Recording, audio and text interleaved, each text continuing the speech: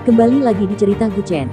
Buat yang suka cerita ini silahkan like dan share. Buat yang belum subscribe, mau kapan subscribe-nya? Oke, kita langsung aja ke ceritanya. Semua diawali dengan perceraian. Bab 486-490. Orang tua itu mengangkat kepalanya dan memandang matahari terbenam dan mendesah pelan. Dunianya mungkin tidak seindah yang kamu pikirkan. Mengapa kamu harus bersikeras? Orang-orang yang aku kenali dalam hidup ini adalah orang yang aku harus ikuti, walaupun saya orang kecil. Saya hanya ingin belajar lebih banyak tentang bahan obat agar saya bisa membantunya dalam bisnisnya di masa depan. Adapun apakah akan ada hasil yang baik, itu ada di tangan Tuhan. Sang Guan Ying mengangkat kepalanya dan menatapnya dengan keras kepala. Gadis yang keras kepala, aku menyukai karaktermu. Awalnya itu hanya lelucon, tapi Sang Guan Ying juga berkata sambil tersenyum bercanda, "Guru, jangan menyukai saya. Meskipun saya tidak keberatan dengan hubungan antara guru dan murid, perbedaan usia di antara kita terlalu besar, dan saya memiliki seseorang yang saya sukai. Aku tahu kamu punya seseorang yang kamu sukai. Aku juga punya seseorang." Orang tua itu tersenyum dan tidak berkata apa-apa lagi. Dia hanya menggelengkan kepalanya tanpa daya. "Aku juga akan mengujinya untukmu." "Oh, kenapa kamu mengatakannya?" Sang Guan Ying bertanya dengan curiga. "Ya, tapi kamu tidak bisa mengatakannya. Beberapa hal akan berubah ketika kamu mengatakannya." Dia juga menoleh dengan ragu, mengambil batu di tanah, dan menulis, "Berhenti." "Ujilah." Orang tua itu mengerutkan kening saat melihat kata yang ditulisnya. Seperti kata pepatah, Tuan Tanah tidak takut tertawa, tapi peramal takut cemberut. Sang Guan Ying menulis, "Berhenti." Guchen menulis, "Yi." Secara keseluruhan, itulah kata positif. Yang dilakukan Guchen adalah Yingxi. Garis horizontal itu menunjukkan bahwa dia mungkin akan membunuh kepalanya demi dia, yang berarti dia akan kehilangan nyawanya. "Kata ini tidak bagus, tolong ganti dengan kata lain." "Ah, tidak bisakah kamu menulis kata ini dengan santai? Apakah kamu memerlukan kata tertentu?" Sang Guan Ying juga menggaruk kepalanya dengan ekspresi curiga di wajahnya. Awalnya, dalam tes kata, tidak ada perubahan yang diperbolehkan. Hanya diperlukan penulisan kata yang terlintas dalam pikiran pada detik pertama kali, dan pertama kali. Karena tes karakter ini juga meramal, sebenarnya apapun yang Anda tulis, hasilnya mungkin sama. Tentu saja, tidak menutup kemungkinan bahwa pemisah karakter telah melakukan kesalahan. Apakah pihak lain akan diminta untuk menulis karakter baru? "Kata ini tidak baik untukmu, jadi tulis yang lain lagi." Orang tua itu juga berkata sambil tersenyum masam, "Tulis satu lagi sesukamu." Setelah mengatakan itu, Sang Guan Ying menulis kata "Yi" di tanah. Ketika dia melihat kata ini, lelaki tua itu langsung terpana, dan matanya yang sedikit menyipit tiba-tiba melebar. Dia benar-benar tidak menyangka bahwa Sang Guan Ying juga akan menulis "Yi". Kata yang sama, ditulis pada waktu berbeda dan ditulis oleh orang berbeda, mempunyai arti berbeda. Ada apa? Bukankah kata ini terlalu sederhana dan tidak ada yang bisa diuraikan? Kata Sang Guan Ying sambil tersenyum bercanda. Orang tua itu juga mengusap pelipisnya, "Bagaimana kalau yang lain? Bukannya saya tidak bisa membongkarnya, ini terutama karena kata tersebut berkonotasi buruk." "Konotasi yang buruk? Itu saja, atau saya tidak akan menulis lagi." "Baiklah. Anda memahami kebenaran 30 tahun yang lalu, mengapa Anda masih bersikeras sekarang? Selama Anda menulis kata pertama, tidak masalah apa yang Anda tulis sebenarnya hasil pemisahan kata itu sama. Satu-satunya kemungkinan adalah orang yang membagi kata itu mungkin salah membacanya. Tetapi kemungkinan ini sama dengan membeli tiket lotre sangat tipis." Faktanya, lelaki tua itu telah mengetahui bahwa bagaimanapun dia menulis, hasilnya tidak akan berubah. Kata ini bisa menjadi goresan pertama dari kata kematian, atau goresan terakhir dari kata kehidupan. Bahkan jika ini bukan kematian, maka itu juga merupakan jalan keluar yang sempit. Orang tua itu menggelengkan kepalanya tak berdaya. "Terkadang jika kamu menyukai orang yang tepat, dia dapat melindungimu dari angin dan hujan. Tetapi jika kamu menyukai orang yang salah, dia mungkin akan membawamu ke dalam jurang yang dalam." Hati-hati. Apa yang dia katakan sebenarnya mengatakan banyak hal. Bagi seorang peramal, alangkah baiknya jika apa yang dia katakan bisa menjadi 1/10 dari apa yang dia lihat.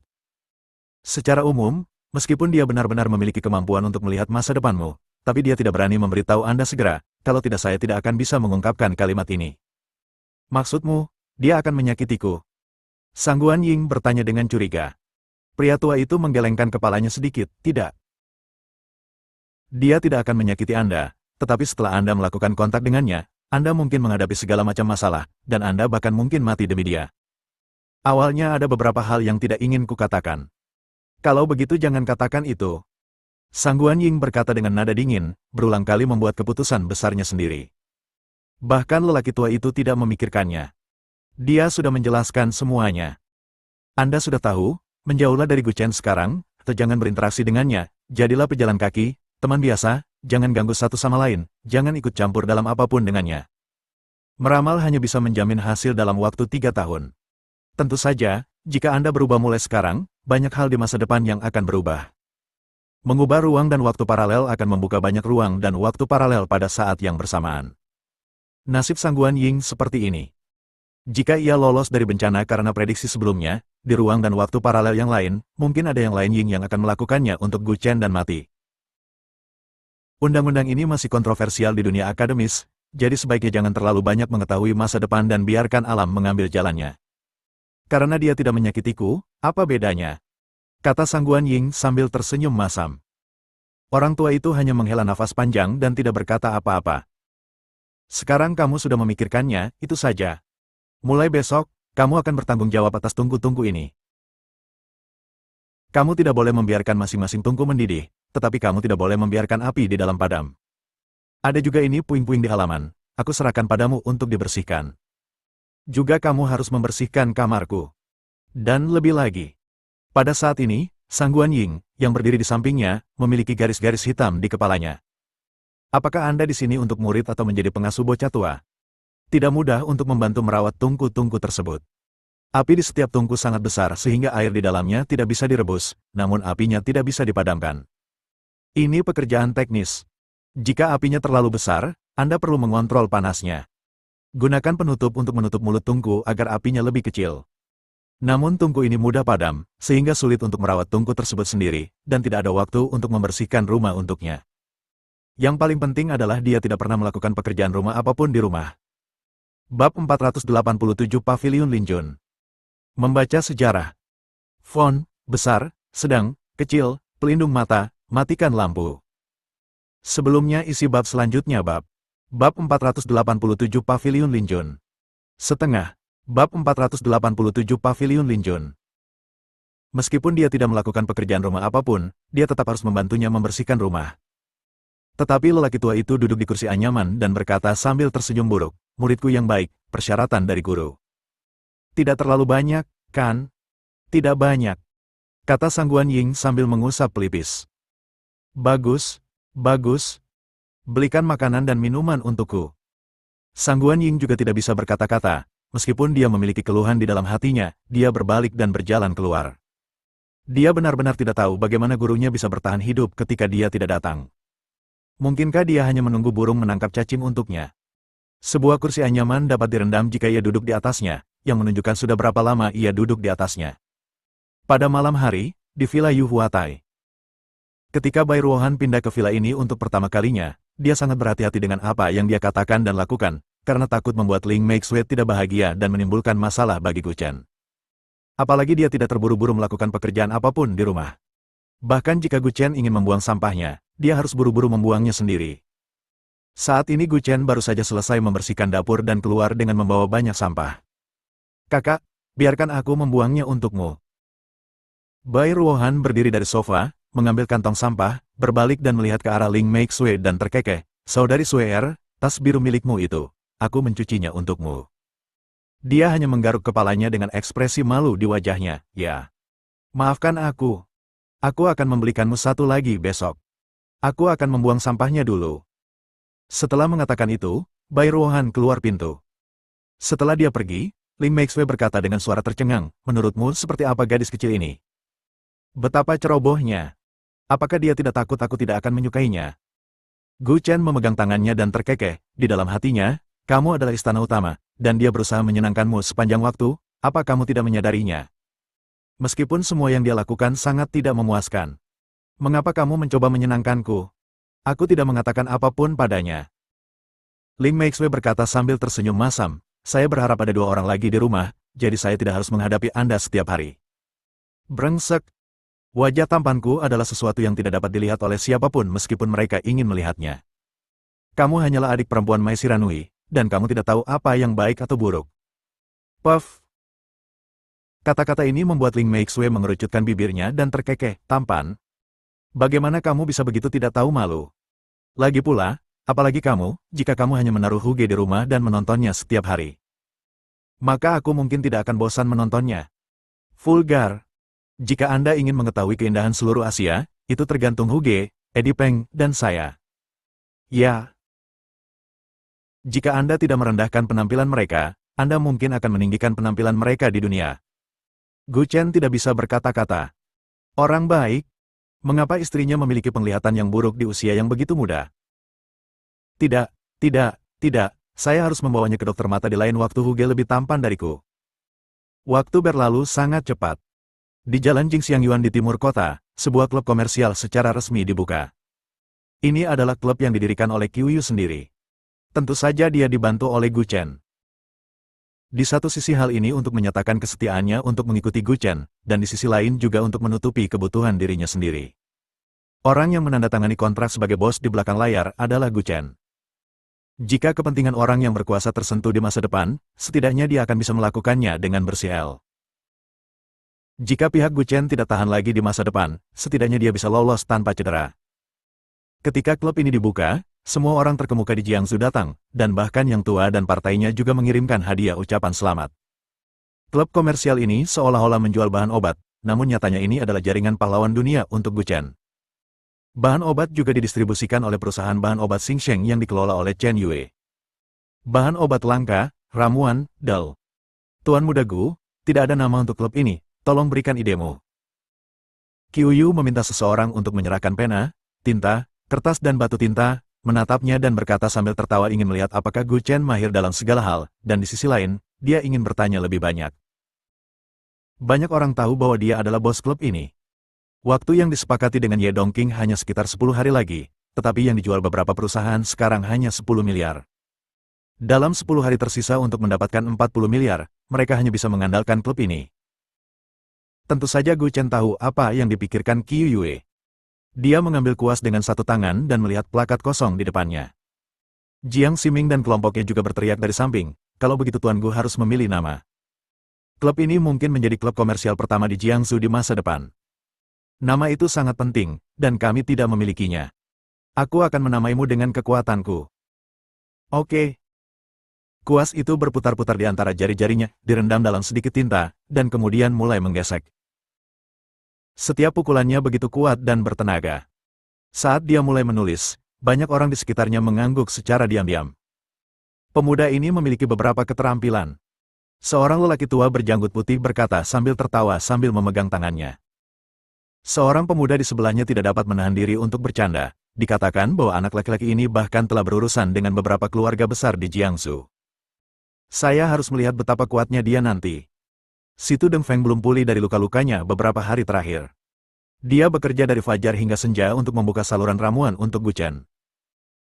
Faktanya, Anda tidak perlu melakukan apapun, Anda hanya perlu pergi ke keluarga kaya yang tersembunyi itu, atau mencari beberapa orang di dunia untuk menyebarkan informasi. Letakkan obat mujarab berkualitas tinggi di depan mereka dan lihatlah. Kualitas obat mujarab tersebut cukup membuat hati mereka berdebar-debar. Setiap tahun, jumlah pil yang dibutuhkan oleh keluarga kaya yang tersembunyi ini sangat besar, dan hampir semua keluarga kekurangan persediaan. Ada jauh lebih banyak keluarga Jiangnu daripada yang disebut keluarga di kota sekarang. Bahkan ada beberapa keluarga yang termasuk dalam keluarga kaya tersembunyi dan keluarga kaya dalam masyarakat modern. Obat mujarab yang mereka butuhkan saja berharga puluhan miliar per tahun, tapi sejujurnya, hanya mengandalkan hasil bahan obat dari keluarga Ye, itu tidak dapat memenuhi kebutuhan begitu banyak keluarga. Yang menyebabkan fakta bahwa beberapa alkemis kelas 3, yang bahkan tidak bisa memurnikan ramuan kelas 3, dirampok oleh kekuatan besar. Baru-baru ini, saya akhirnya mendengar bahwa ada alkemis kelas 1 di Jiangsu, dan ramuan yang dimurnikannya semuanya memiliki kualitas terbaik. Satu kata menyebar ke 10, dan 10 menyebar ke ratusan. Hari ini, setidaknya pasukan Jiangnu dalam radius 500 km datang ke Jalan Jingxiangyuan dengan menyamar sebagai orang biasa. Alasannya adalah untuk mencari tahu, mereka ingin melihat apakah Anda bisa membeli ramuan di tempat ini. 1 menit kemudian, Gu Chen juga meletakkan kuas di tangannya, mengeluarkan pisau kupu-kupu dan membuat sayatan di jari telunjuk tangan kanannya. Dengan jentikan, Setetes darah jatuh ke kartu, dan kata-katanya langsung menjadi lebih jelas. Lin Jun. Paviliun. Banyak orang bergumam dengan suara pelan saat melihat nama Gu Chen setelah penandatanganan. Paviliun Lin Jun, silakan datang. Mendominasi dunia. Pada saat ini, seorang lelaki tua berjanggut putih mengelus janggutnya dan berkata sambil tersenyum penuh arti. Sekelompok orang memperhatikan nama klub tersebut, tetapi sekelompok orang lain memperhatikan pisau di tangan Gu Chen. Pisau itu sangat tajam. Itu adalah senjata spiritual yang terbuat dari besi hitam. Seorang pria parubaya berkacamata mengangguk sedikit dan berkata, pemuda ini tidak sederhana. Ayo masuk dan lihat. Sekelompok orang bergegas, dan mereka semua masuk ke dalam klub. Kebanyakan orang tidak akan datang ke klub bisnis ini jika mereka tidak ingin membicarakan bisnis, dan bahkan jika undangan datang, mereka tidak akan datang. Yang utama adalah menerima pelanggan yang sudah membuat janji dan kemudian membawa mereka ke ruangan untuk berdiskusi bisnis. Di lantai 2 Paviliun Lin Jun. Ada lebih dari selusin orang yang duduk di ruangan itu, dan Qiuyu juga masuk lebih dulu. Semuanya, mari kita bicara tentang kerjasama selanjutnya. Melihat seorang wanita datang untuk menerima mereka, semua orang tidak bisa menahan diri untuk tidak saling memandang. Kenapa perempuan? Di mana bosmu? Benar. Kamu tidak bisa menangani masalah ini dengan seorang wanita. Panggil pemuda itu keluar. Untuk proyek bernilai miliaran, kami harus bicara dengan bos.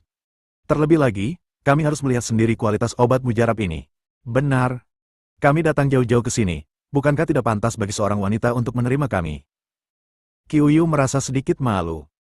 Pada saat ini, sekelompok orang ini mengatakan bahwa dia tidak tahu bagaimana menyangkal keahlian uniknya yang cepat bicara dan berubah-ubah.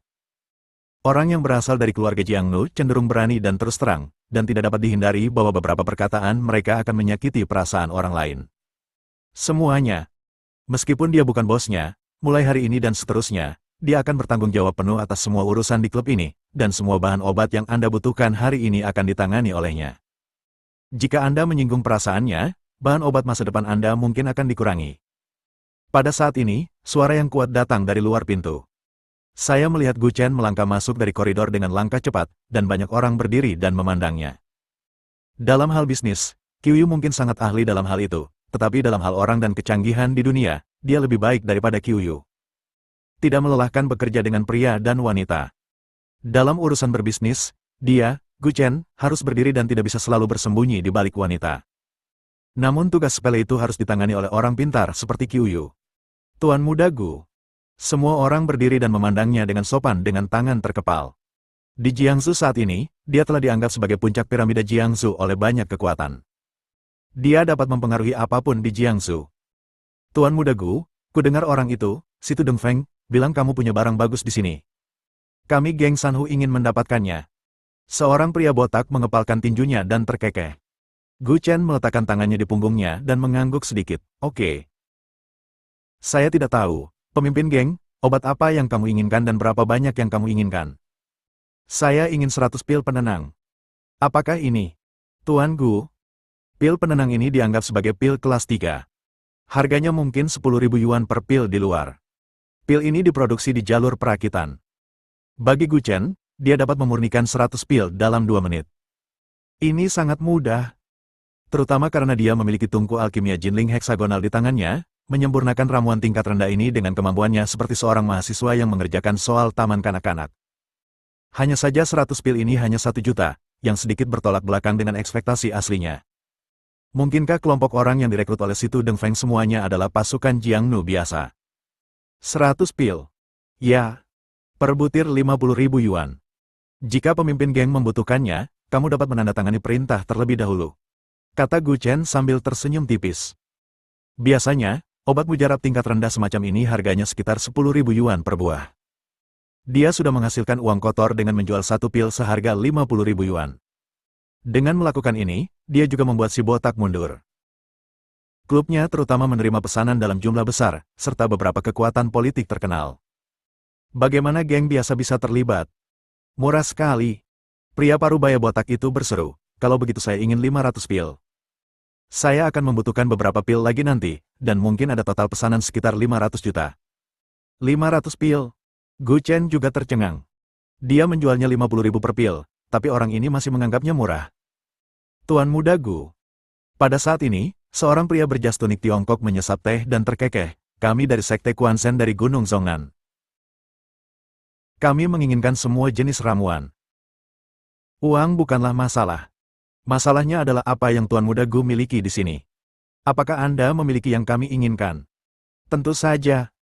Dia berbalik dan melirik ke arah Qiu Yu, dan segera dia mengeluarkan banyak kotak transparan dari lemari, yang berisi pil dengan berbagai warna. Gu Chen juga telah membuat persiapan penuh dalam beberapa hari terakhir. Dia telah menyempurnakan sejenis ramuan dalam 3 warna. Ada berbagai macam ramuan yang ditempatkan di depan mereka, mulai dari ramuan kelas 1 hingga ramuan biasa. Sebagian besar orang biasa yang memiliki pengaruh politik akan berbinar ketika melihat pil ini. Orang-orang ini bukanlah pelanggan sebenarnya Gu Chen. Mereka mungkin terkejut bahwa Gu Chen memiliki tingkat ramuan seperti itu di sini, tetapi kebanyakan dari mereka tidak mau membelinya. Pria berjubah Tao yang duduk di barisan belakang selalu terlihat kedinginan. Bingo! Itulah pelanggan yang dibutuhkan Gu Chen. Kalian tidak bicara, apakah kalian tidak puas dengan barang-barangku? Gu Chen meletakkan tangannya di punggung dan terkekeh. Lelaki tua berjanggut putih itu mengelus janggutnya dan terkekeh. Saya puas dengan barangnya, tapi kami agak curiga terhadap Tuan Muda Gu. Sepertinya, tidak mungkin Anda bisa memurnikan ramuan seperti itu di usia yang begitu muda. Jika Tuan Muda Gu tidak keberatan, mengapa tidak bersaing dengan muridku? Anda dapat mengetahui seberapa bagus kekuatan internal seseorang dengan membandingkan keterampilan mereka. Untuk menyempurnakan ramuan tersebut, kekuatan internal yang kuat sangat penting. Sungguh luar biasa bahwa seorang pemuda berusia 20-an dapat memurnikan ramuan khusus seperti pil emas ungu. Jadi mereka juga bertanya-tanya apakah ramuan ini yang dimurnikan oleh Gu Chen. Sparring, bagus kan?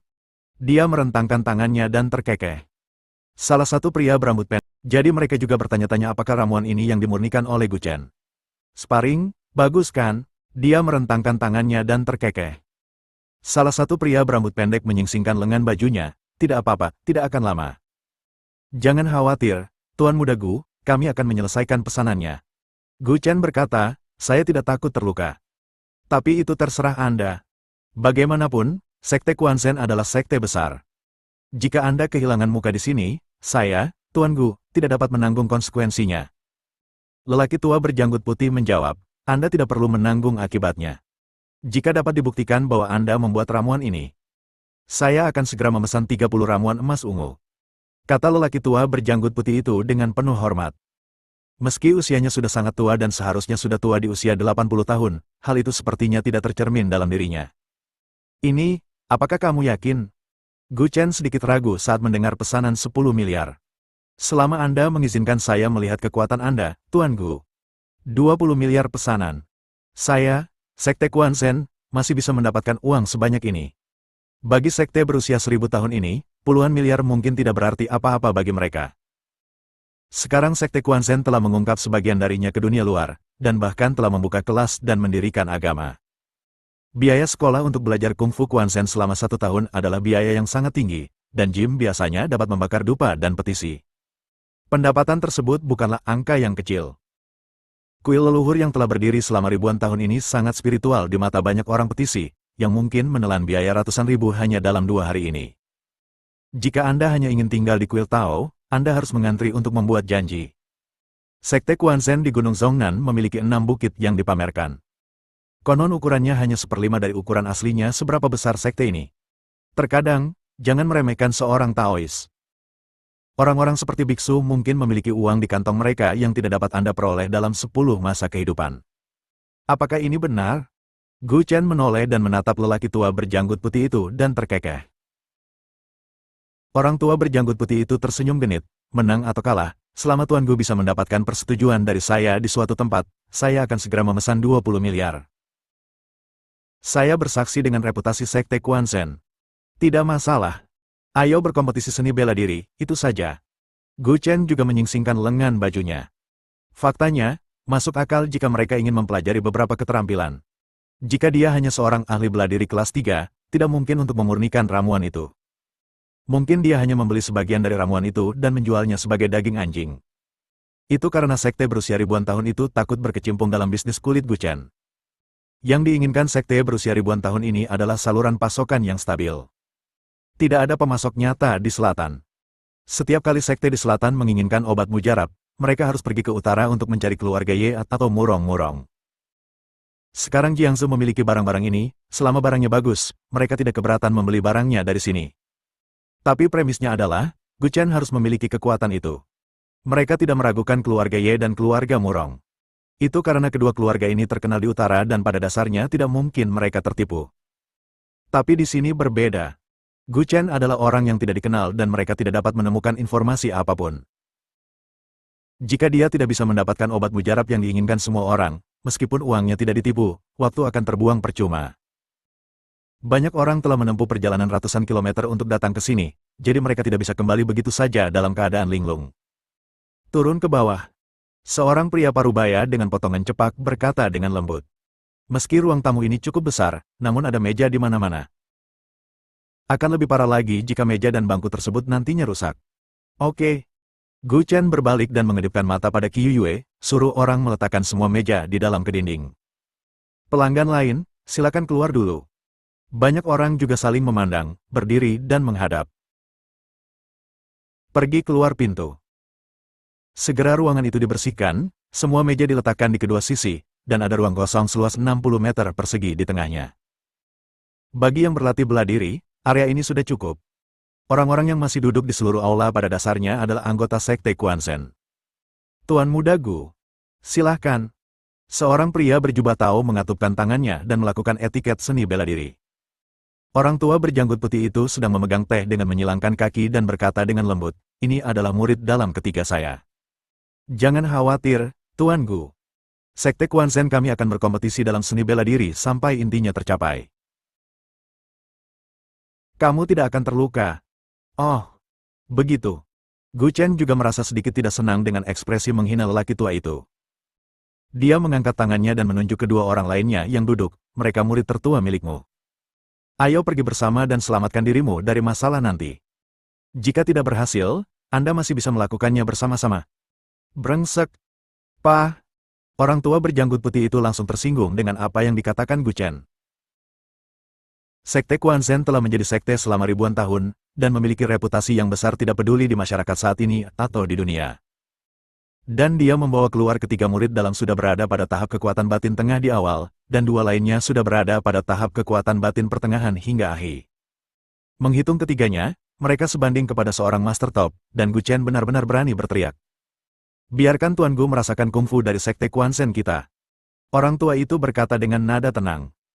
Baik, Guru. Dua orang yang tersisa perlahan berdiri dan berjalan menuju Gu Chen. Tuan Muda Gu, selama Anda dapat menahan 10 gerakan di tangan ketiga murid saya, kami setuju dengan kesepakatannya. Orang tua itu terus meminum tehnya. Secara umum, sang alkemis mungkin pandai memurnikan obat, dan kekuatan internalnya pasti sangat kuat. Kalau tidak, bagaimana dia bisa memurnikan ramuan khusus? Tuan Muda Gu, silahkan. Seorang pria dengan kuncir mengepalkan tangannya, mengangkat tatapannya yang seperti elang dan mengunci Gu Chen dan berkata dengan dingin. Hah? Yang pertama memimpin dan bergegas menuju Gu Chen. Saat ini, sekelompok orang berdiri di luar menunggu dengan cemas. 5 menit telah berlalu, dan hanya ada suara perkelahian di dalam, dan sepertinya itu belum berakhir.